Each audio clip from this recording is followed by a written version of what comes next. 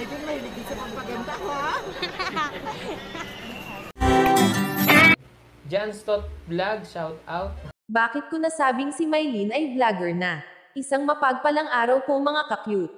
Muling magbibigay na naman po tayo ng mixing reaction tungkol dito kay Mylene at panoorin po ang kabuuan ng video sa channel ng Tres Marias at pasubscribe na din sa kanilang channel syempre, sa birthday ni Ma'am Nidep. Habang minema ka pa ng bakla ito ay si Mylene ang nakahawak sa camera at humanga pa ang bakla sa ganda ni Mylene. Gamay na talaga ni Mylene mag-video. Madalas nakikita na siya ang nag-vlog habang si Ma'am Nide naman ay nag-draw drive.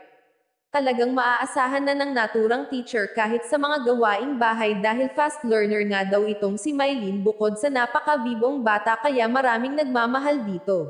Ay, ang ganda ng bata. Anak mo yan? Gandang anak mo, ha? Manang-manang sa anak mo, ha? Ang Idol, mahilig din sa pagpaganda ko, ha?